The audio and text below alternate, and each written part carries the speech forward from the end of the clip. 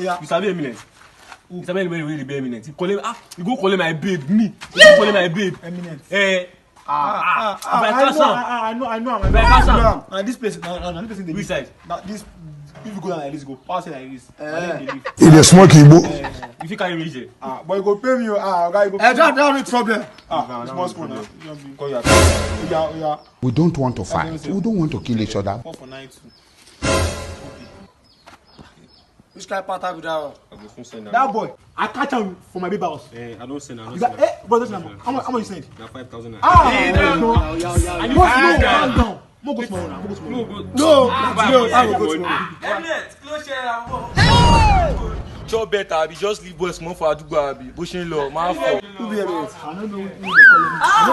I don't know. Come back here, Joe. Who be eminent? Who be eminent? Whoever doesn't play. You see my babe. You see my babe. You see gonna steal my money again. Don't you explain it.